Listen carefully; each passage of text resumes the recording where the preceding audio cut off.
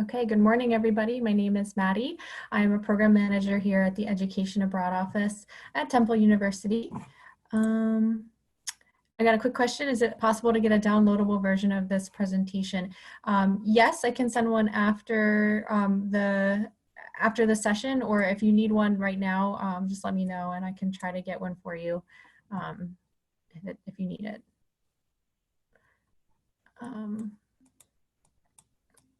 Yeah, so my name is Maddie, program manager. I work with our Temple Japan and Temple exchange programs. I actually personally did an exchange program while I was an undergrad at Temple.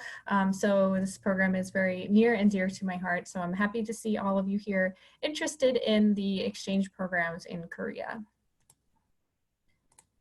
So what you'll learn today, you'll learn the benefits and challenges of doing an exchange program over another program or a different, like a campus program or a summer program, where and what in Korea, so what universities we are partnered with and where you can go, and what experiences you can have in Korea.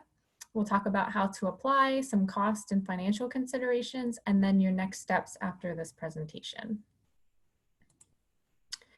All right, so just a brief overview of what exchanges are.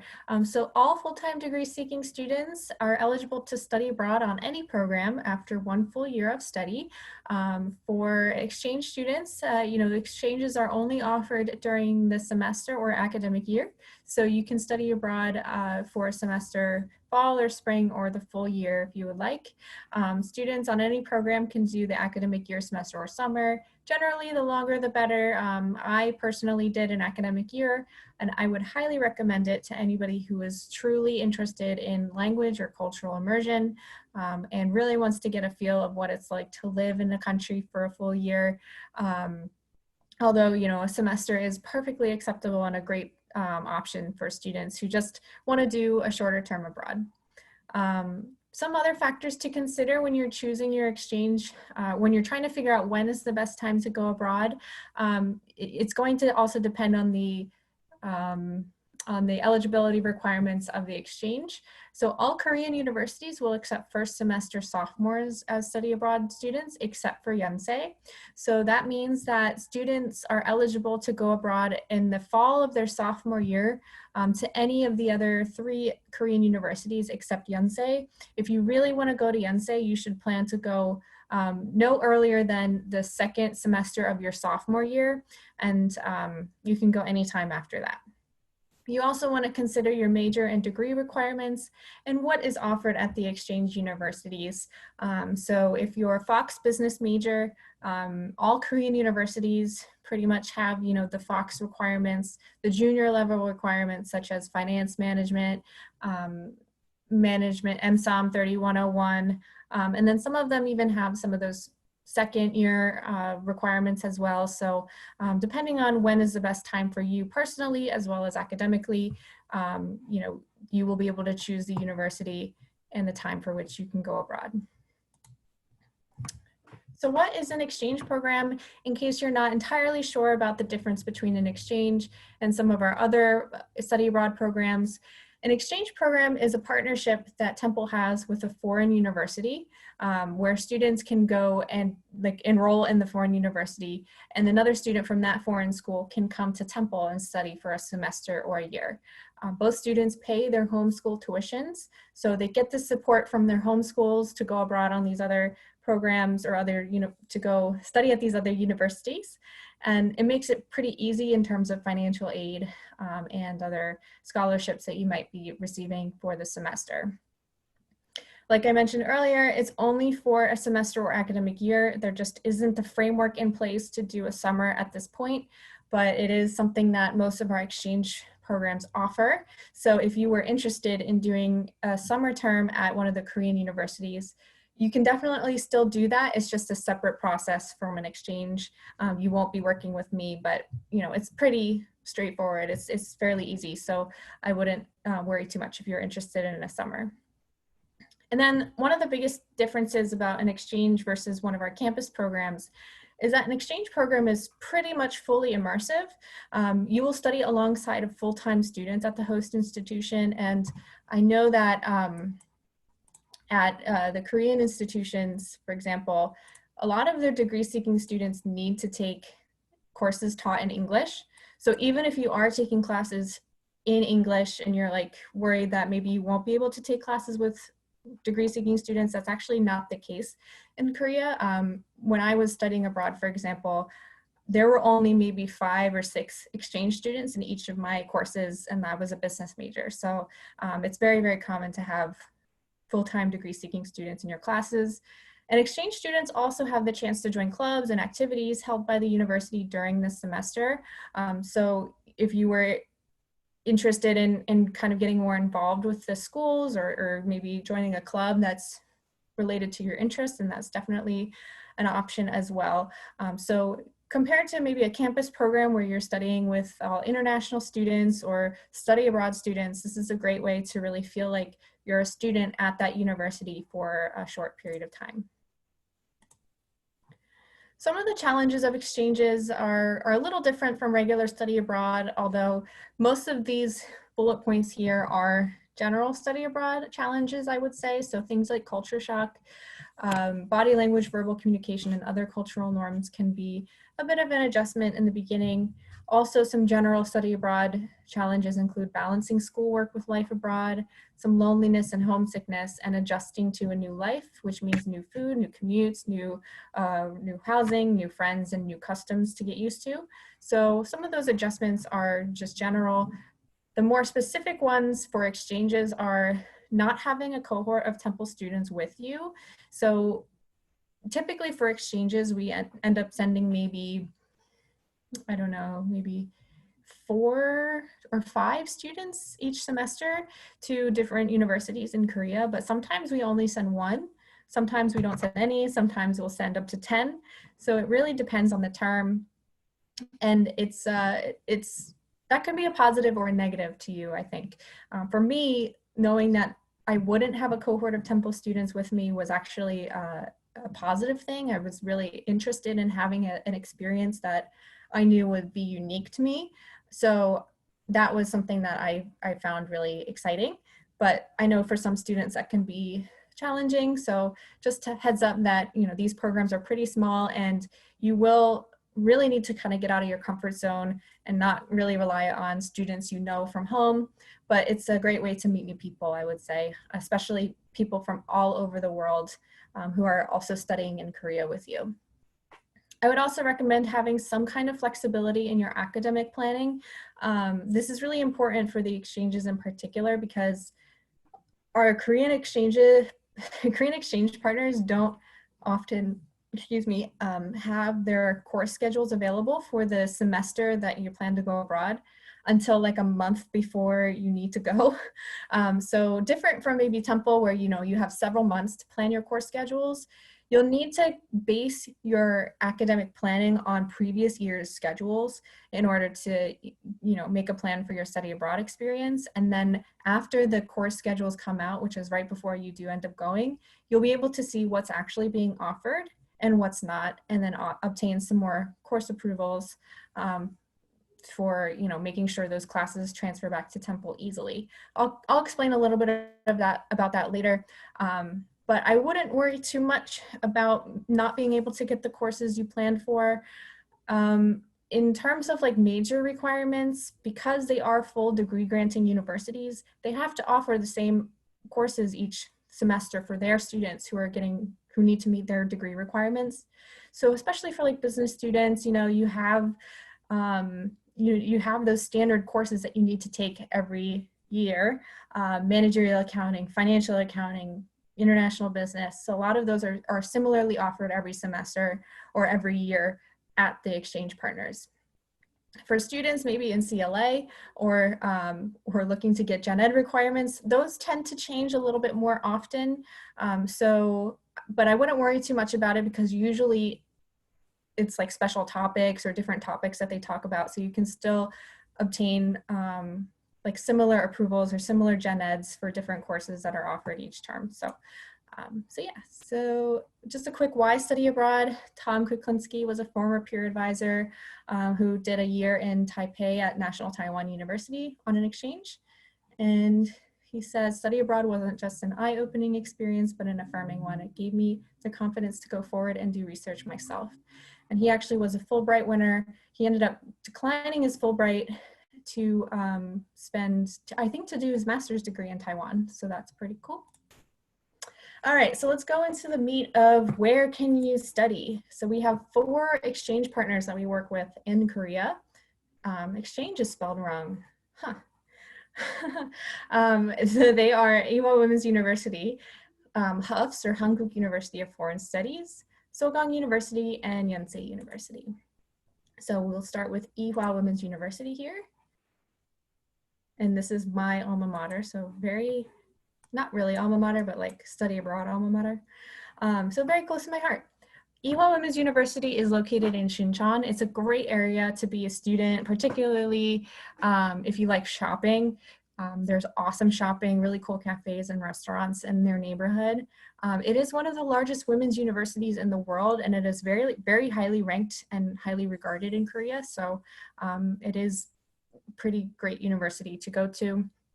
They offer major courses, gen eds, and electives in various departments in English. So there's lots of courses to choose from. I would say it's best particularly for STEM students, science, technology, engineering, and math, business students, CLA, Klein, and also Tyler School of Art. So if you were looking to do some art courses, they have a great art program, and you can also learn about like Korean ceramics, Korean paintings, so different styles of art. They offer Korean language courses for intensive and non-intensive formats. So this means that if you were really interested in studying Korean and you really wanted to get that immersive, intensive experience, you could do a 6-credit language course. It's about 3 hours a day, really studying quite hard, but it is a very great way to improve your language skills very quickly. But if you weren't looking to do something so intense, you wanted to have a little bit more relaxed, but still learn some Korean, you could do a 3-credit practical Korean course as well. Exchange students are also paired with what's called a Peace Buddy. Peace stands for Professional Ihwaians at Cultural Exchange, and they are trained buddies that mentor the exchange students. They give them a tour of campus. They help them get settled in Korea. My Peace Buddy helped me get a cell phone and celebrated my birthday, and we went out to different cafes and restaurants together. So it's a great way to meet somebody local, somebody at Ewha who's really interested in meeting international students. But then also your Peace Buddy has a couple different students that they work with, so you can meet other students. So I had in my Peace Buddy group, there was somebody from Spain, somebody from the Netherlands, and I think another person from Europe, maybe Germany. So it was pretty cool to meet all those different people. The next university I'm going to talk about is Hankuk University of Foreign Studies, or HUFS. HUFS is located in the Hwegi district, the Hwegi neighborhood, or Dongdaemun district of Seoul. So it's a little bit farther away from the other 3 universities, but it is still a great university to attend. It is a smaller university. It's only like a couple buildings, but it is very focused on international studies and language education. One of the coolest things about HUFS is that they offer like 45 different languages to study. So you can study, you know, the standard languages, Spanish, French, German, Korean, Japanese, Chinese, but they also offer like Farsi, Cambodian, Mongolian, like Norwegian. So it's really cool. They have major courses, gen eds, and electives in a wide range of topics. I would say this university is best for CLA students, liberal arts, or students looking to get elective credits in Korean studies, as well as business students can fulfill their major courses at HUFS. They offer Korean language courses in intensive and non-intensive formats. So just like Ewha, you have a couple options there. Exchange students will join the International Student Organization, which is a really great student organization that is super welcoming. I actually, you know, even though I studied at Ewha, I had a close friend who was a Temple exchange student when I was at Temple with her, and then I went back to Korea, or I went to Korea when she went back to Korea, and she would always invite me to their meetings and stuff. So they're really welcoming. They do all different kinds of activities together. So it's a great way to just meet new people. And then also, I think the campus overall is very international friendly. Like students are all interested in meeting international students. So it's a great way to just meet some new people. Next university is Sogang University, which is back in the Shincheon area of Seoul.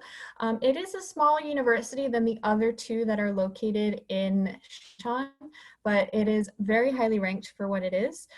It's a great school for business, STEM, CLA, and they also offer some film and media arts classes or media studies classes.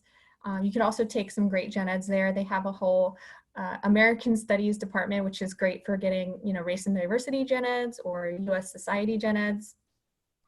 They offer Korean language courses at various levels, which is, they don't offer the 6-credit intensive languages, or intensive language course, but their language program is one of the highest ranked language programs, if not the highest ranked language program in the country.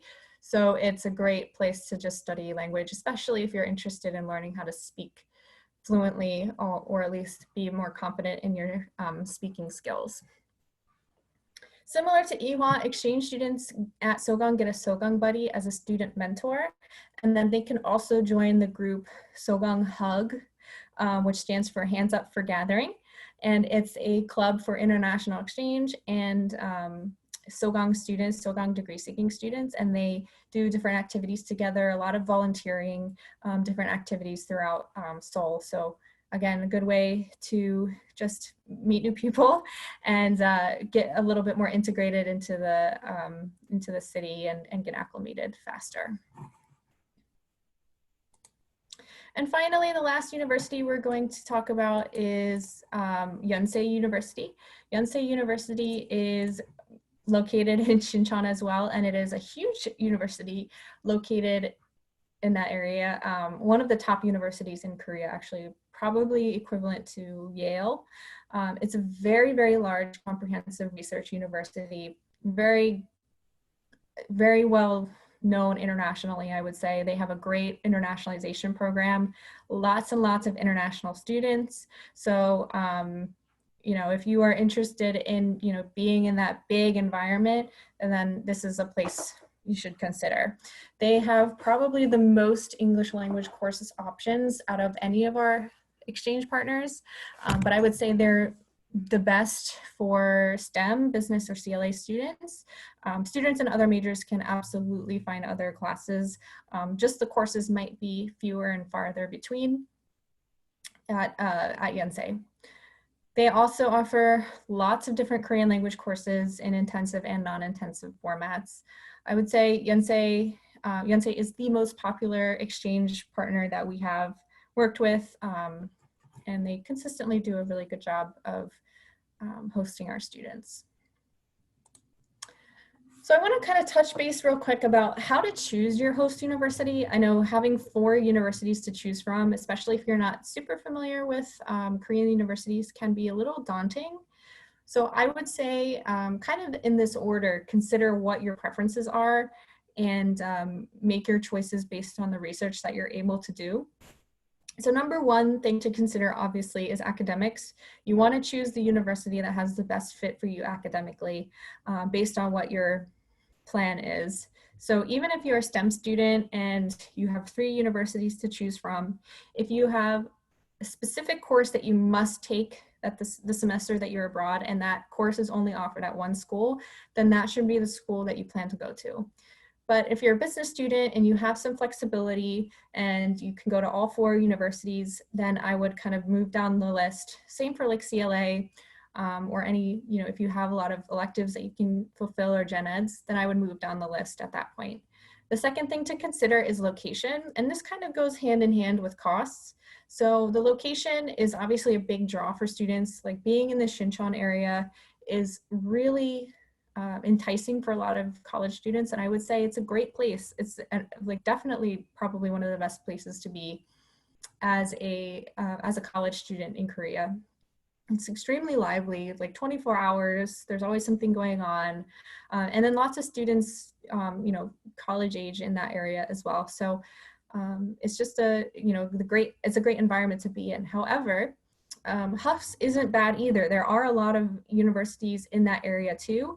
And being outside of that more popular area, you know, you can have a bit lower costs. And that kind of is reflected in the housing costs. So compared to maybe Ihwa and Yonsei, where you're paying about 1,800, 1,850, maybe up to $2,000 for housing for a full semester at one of the dorms in the Shincheon area, Hufs is about maybe 12 to 1,400 for the semester. So, you know, that can be a pretty big difference if you're really looking to cut costs.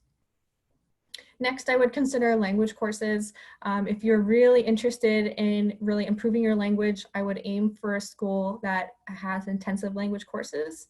And then also just do some research on the different styles of language teaching. There's a lot of YouTube videos out there that kind of compare and contrast the different schools and their language courses. So Yonsei's, generally, the feedback has been they're very focused on grammar and reading and writing and passing the national Korean proficiency test. So they don't tend to focus as much on speaking. Sogang tends to focus pretty heavily on speaking. Ihwa's is pretty standard across the board, like, you know, in middle of the road. Hufs is also kind of middle of the road. So if you were looking to have a specific kind of language experience, then this might impact your decision as well. Same goes for immersion opportunities. If you want to have that internationalization option or that international student welcoming feeling where you have a peace buddy, you have somebody who's assigned to you from before you even get to the university, then that might be one of the reasons why you choose Sogang or Hufs or Ihwa rather than Yonsei. Yonsei, being as big as it is, having as many international students as they have, they just don't have that kind of small, as welcoming feeling for international students, or, you know, that's some of the feedback that we've heard. It's a little easier to get lost in the crowd, I think, at Yonsei. And there's a little bit more of a divide between the international students and the Korean students. So if you're looking to really integrate in a different way, then I would suggest looking at, you know, these international programs for students. Same goes for support systems. If you are looking for, I don't know, you want a university that has a counseling center on campus. Hufs unfortunately doesn't have that. So if you wanted to have a, you know, counseling center on campus, Ihwa has that, Yonsei has that, and I believe Sogang has that as well. And then finally, if you go through all the list and you're still like not sure which one to choose, I would consider the mission, focus, or goals of the university you're interested in. One of the things that's great about Ihwa is that it is the oldest like women's university in Korea, and it's still going very strong. And they have a history of educating women leaders in Korea, and they have a presence in Korean history because of that. Like a lot of the, you know, first women who were able to become leaders in Korea have been educated at Ihwa. That means like the first judge, the first Supreme Court judge, first politician, the first university president. So a lot of really cool history there, and it's cool to be a part of that as well. Same goes for the focus or goals of the other institutions, and just kind of match that up with what your purpose is for going to Korea.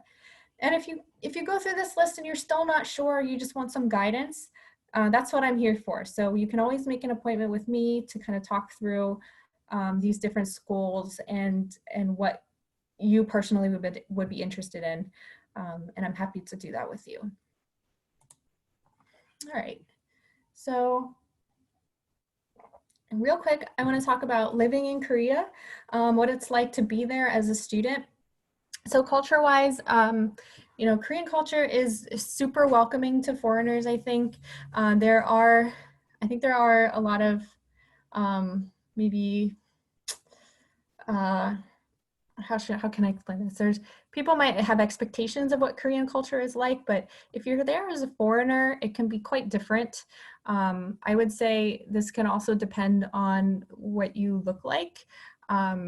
I think one of the differences that students can experience is, if you are Asian, people might expect you to be Korean or might assume that you're Korean and speak Korean differently or like follow Korean customs.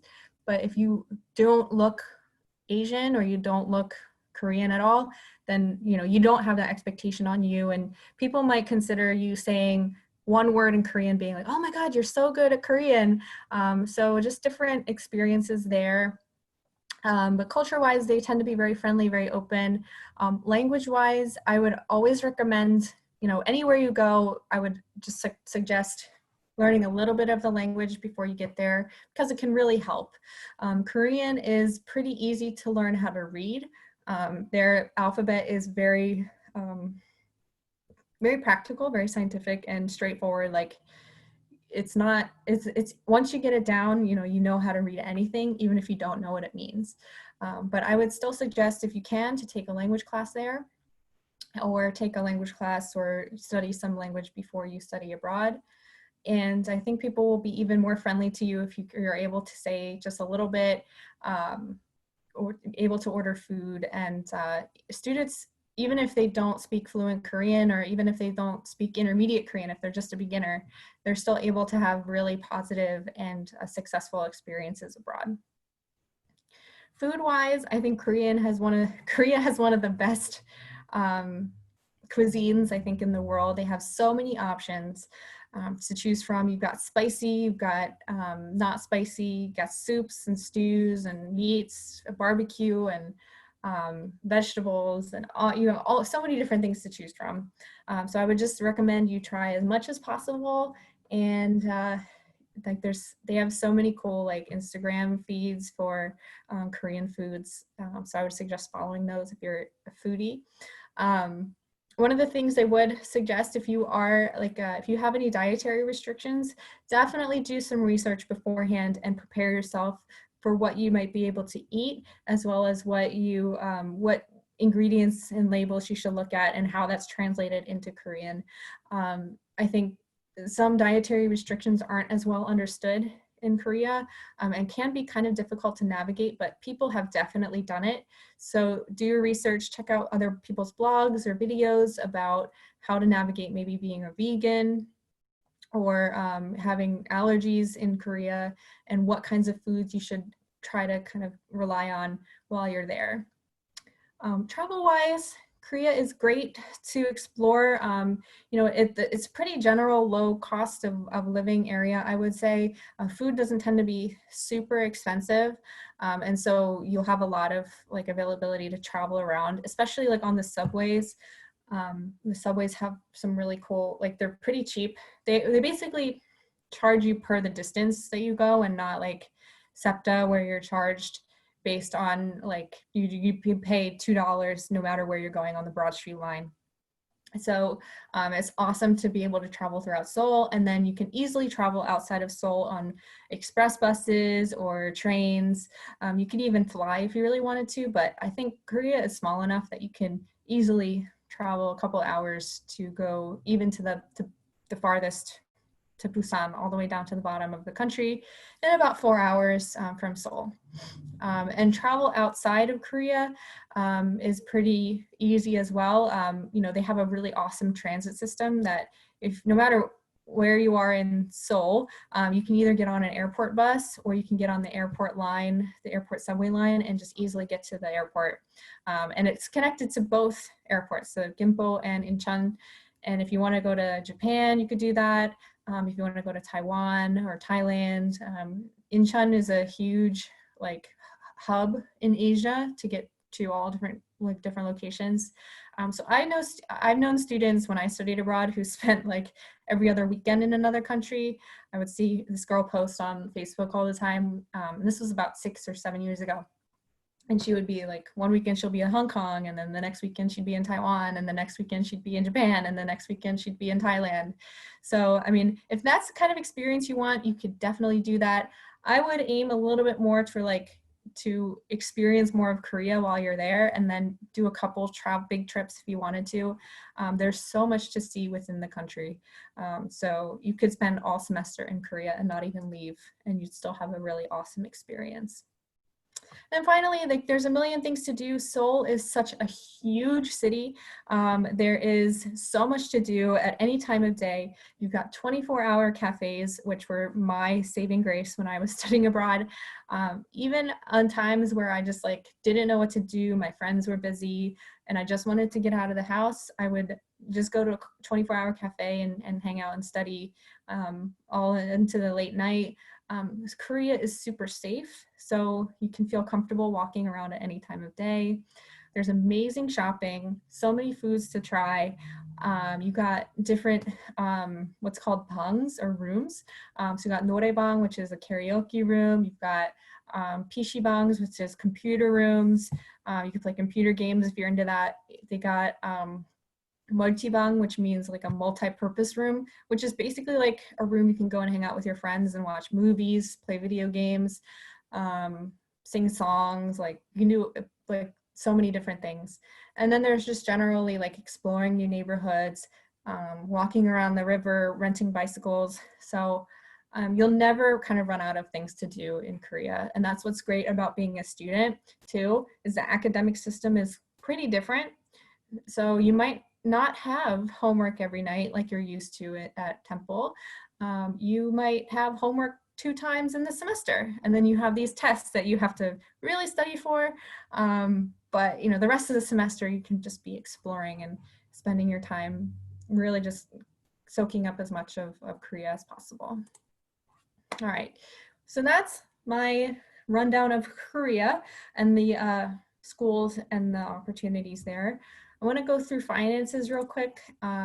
For an exchange program, you are billed by Temple for Temple tuition. So your tuition will be exactly the same when you go to the exchange program as when you are on main campus. Excuse me. You are charged via Temple for tuition and university services fees.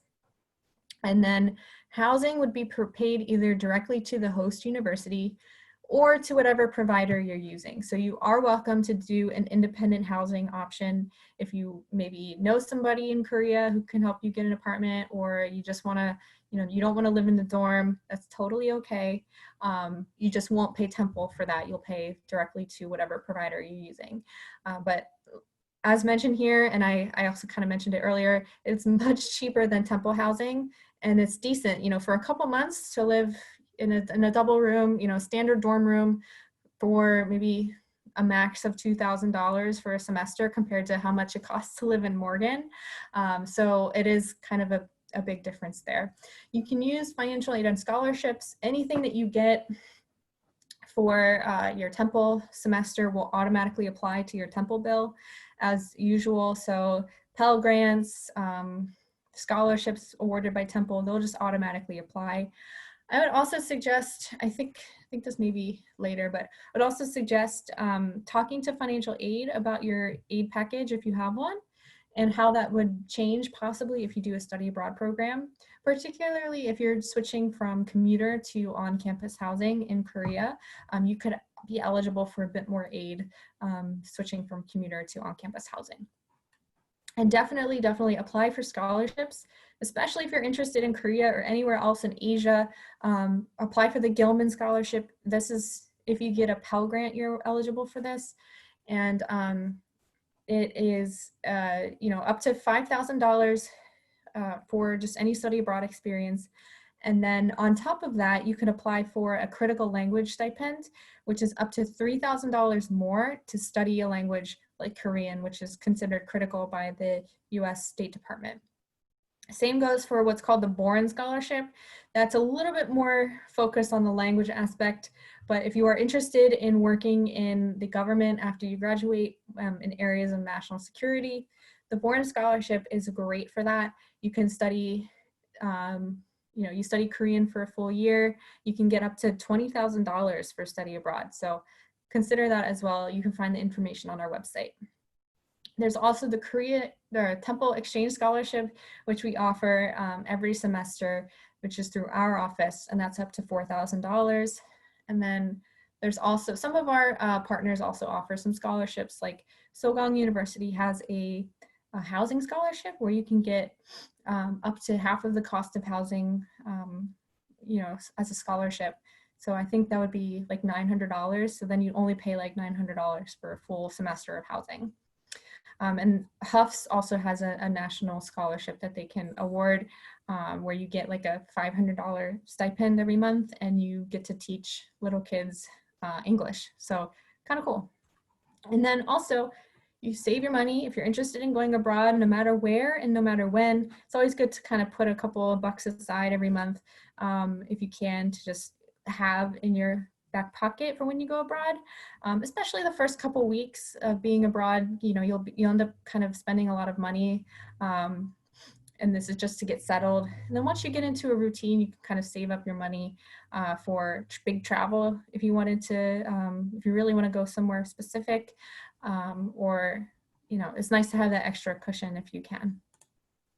All right, so applying to an exchange program, as long as you're fully matriculated full-time student and have completed 2 semesters of college by the time you go abroad, and remember this is different from Yonsei, you're eligible to apply. You should have at least 2.75 GPA to apply, cumulative GPA for a semester. So this means cumulative in any GPAs that you've earned prior to studying at Temple. If you're a transfer student, we will look at your transfer transcripts and combine the GPA from your transfer school as well as Temple in order to determine your eligibility for the program. You should be in good academic and disciplinary standing, no conduct, pending conduct violations or anything like that, and not on academic warning. And I would just give you a heads up that some upper level courses have prerequisites. This doesn't tend to be a huge issue for exchange students because they tend to know exactly what they need and they know that they already have the prereqs. But if there are any issues like that, you can always chat with me about it. You'll apply online on our website, studyabroad.temple.edu. There is a faculty reference within the application that we request, but it is just a name and an email. We only kind of contact this faculty reference when we do need some additional information. Typically, if you have, below the eligibility requirements GPA or something like that. You will be asked to submit a 200-word essay about why you're studying abroad on this program, why you chose Korea, why you chose this particular university, what you're aiming to get out of it, what your goals are for the program. You're also asked to submit an academic advisor recommendation. So no professors, no faculty members, just an advisor. So somebody you talk to about planning your whole degree until graduation. And they're only asked a few questions. It's just, has this person met with you? Are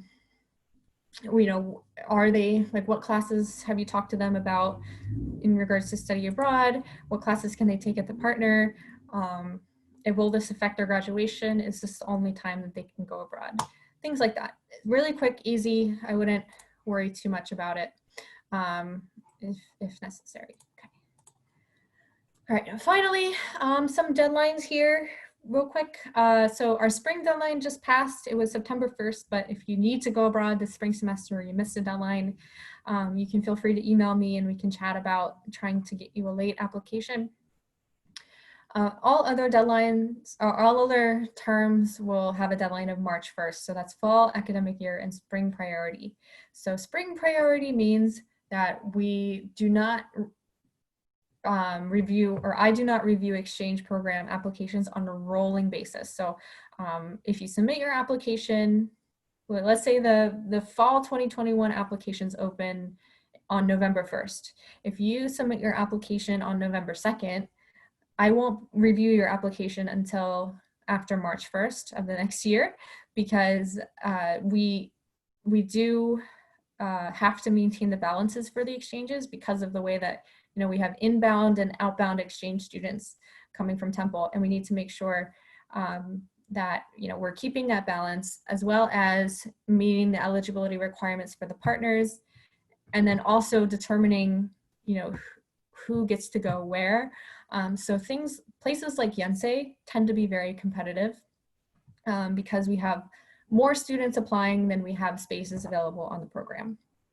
So in order to determine who's eligible, we tend to look at a couple different factors. That includes like academic rationale. So Yonsei is the only school where I can take my academic requirements is a big one, GPA, and then overall like motivation. So because of that, we do have a March 1st.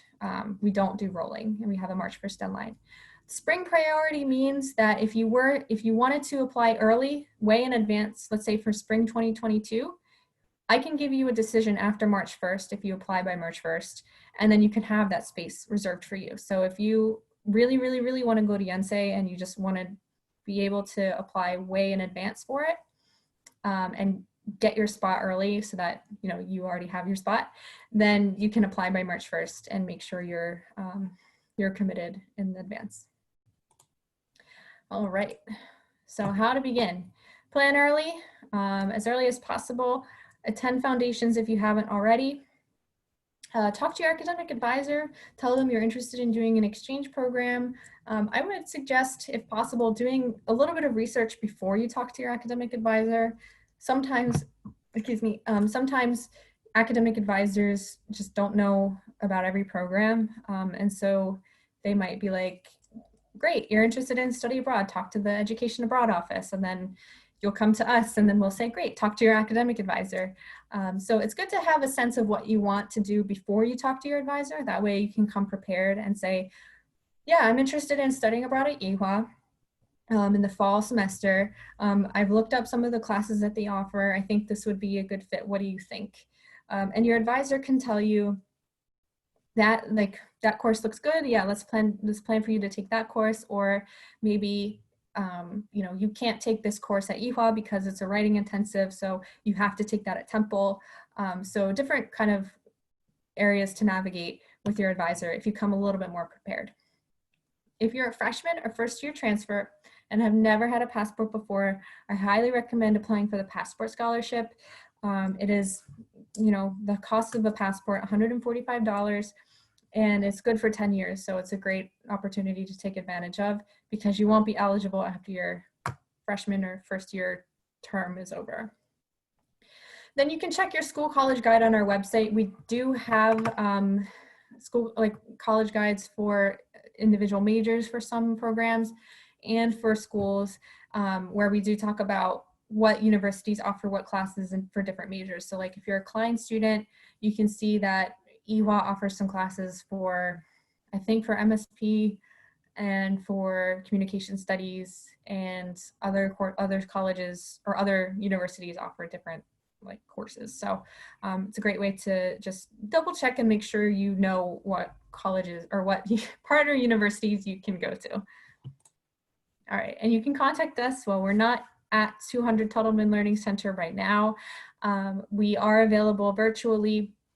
Study.abroad at temple.edu or 215-204-0720. If you have specific questions, I'm happy to answer them. My email, I'll put it in the chat, is just my first name at temple.edu. Follow us on social media.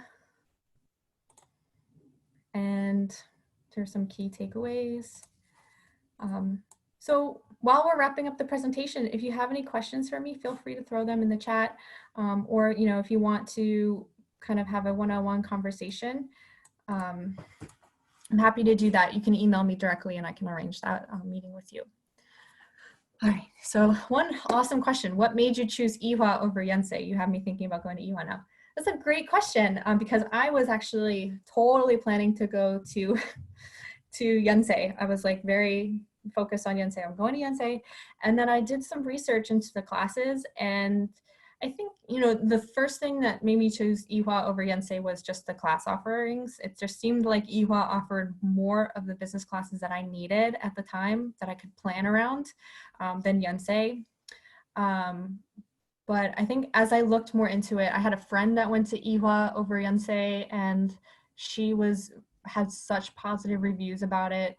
I think she was also she's very interested in feminism and like Korean society and like Korean feminism too. So she was like, this is a great place. Like it was such a great place to go and feel really empowered as a woman.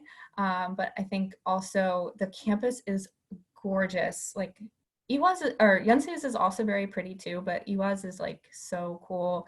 And I think having that Peace Buddy option and the clubs was another big draw for me. So I think that was like, those were the main reasons why I chose Iwa over Yonsei.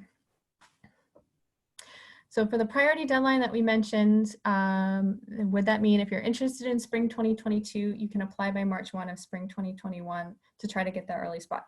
That is correct. So if you want to go spring 2022, and you want to nab your spot early, or you just want to be able to have that acceptance and you just like be able to plan for that for a whole year in advance, then you can definitely apply by March 1 to get that early spot.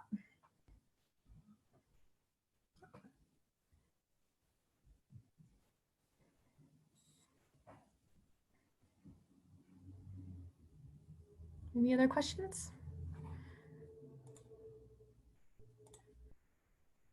Yes, so I did, yeah, do it. I said I felt really safe in Korea. Do you often walk alone at night? Yes, and yes. So Korea is super safe. I did often walk alone at night. So I actually lived with a host family in the Shincheon area, and they were pretty close to Hongdae, which is another really popular area, like right next to Shincheon. Students love to go there, and they have what's called like a cafe street. And I would often like leave the house maybe at like 8 or 9 p.m. and then come back at 2 or 3 in the morning. And just, you know, the streets weren't very crowded, but there were still people walking around and there's still cafes open, and never ever once had an issue. I think one person might have asked me for directions, but I never felt unsafe in Korea, like not even once.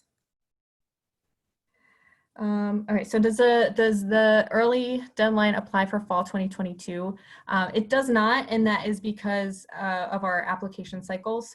We can't open fall 2022 at the same time as fall 2021. So we'll open fall 2022 applications probably around October or November of 2021, and then you'll apply by March 1st. Did you ever do you ever live in the dorms or check them out? Yes, I had a friend who lived in the dorms, and so I would spend some time with her, and they're pretty nice. It's not huge, although there are dorms that you can get single dorms if you wanted to, but they're more expensive. But they just have everything you need: a closet, a shower, you know, a desk, under bed storage. Actually, there is a video, I think, on our YouTube channel, and I'll go back to our like YouTube page. One of our students who was at Ewha in the fall of 2019, she did a dorm tour. So you can check out her video on our YouTube page. For fall 2021, yep. I mean, we'll open fall 2021 at probably end of October, early November, and you'll apply by March 1st. But there is no early like priority deadline for that. So in my host family's house, was I given my own room? Yes, I was. I had my own room. I lived with a family with 2 young kids, and so mom and a dad and 2 little boys, and I had my own room. So I would spend a lot of time in there, had a little mattress on the floor, desk. But I just, you know, it's just a room, so I would often spend my time like going to cafes or walking around, or maybe like taking the subways to different neighborhoods to check them out. And the subways, actually, one good thing to mention is even though it's super safe in Korea at night, the subways and most transit systems do close down after like 11 or midnight. So if you are pretty far away from home, you either have to rely on a taxi, or you can stay out most of the night until the subways start up again at like 4 or 5 in the morning. But the taxis are pretty cheap. They just can be hard to find sometimes if you're really in a busy area. Did they mind if you came home late? Yeah, that's a really good question. My host family was really understanding of that. So they did not mind. I mean, I didn't create a ruckus or anything. I would just like go in and then go to my room and go to sleep. But they were super like understanding of me coming in late. I don't think that was never a problem for them. But I know some host families are different. So I actually found my host family on a website called homestaykorea.com. And when you are looking for a homestay family, they can say in there that if there's a curfew for you. So if they say no curfew, then they should be fine with you coming home at any time of day. Some families do prefer that students are home earlier, like midnight usually. What made me want to stay with the host family? So I was actually applying for the Bourne Scholarship, and part of the Bourne Scholarship was to show your commitment to learning the language. And so I had thought about doing a host family for just one semester and then doing a dorm for one semester. But after having a conversation with my scholarship advisor, she was like, why don't you just do the host family for the full year? Like that shows more of a commitment to language learning. So that's why I decided to just stick with it for the full year. But I really just was very focused on being as immersed as possible, learning the language, being able to speak the language every day as much as possible. So that's why I chose the host family, and also just wanted a family that was close to school. So my family was awesome. I still often, whenever I can get back to Korea, which ends up being like every other year or so, maybe once every 2 years, I always visit them and see them. The little boys don't really remember me though. It's actually more expensive than the dorms because we were paying like a monthly rent, but my host mom did like my laundry for me. You know, she made me breakfast every morning. So it ended up being about $700 a month.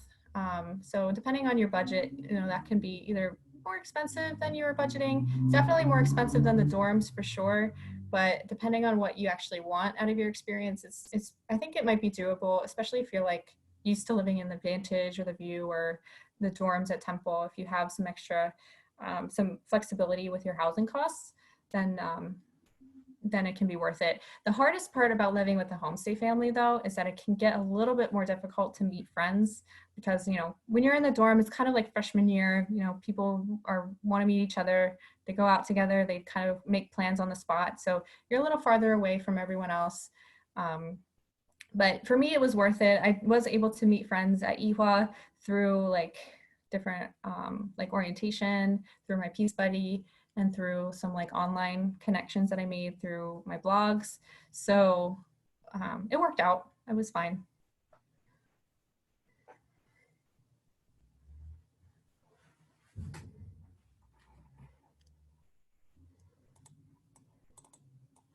Yeah, that's awesome. I'm so glad you're considering other schools. I mean, I think IHWA is such a great place. And you know, I think a lot of people do tend to be enticed by the prestige of Yonsei. And it is a fantastic school and students have awesome experiences there, but it might not be the best fit for everybody depending on what kind of experience you want. So if you're really looking for that immersive, like being able to meet new people or like meet Korean students, get really familiar with them, like I think it's a little bit harder at Yonsei than it might be at some of the other schools. So, you know, you just kind of think about what you want out of your experience.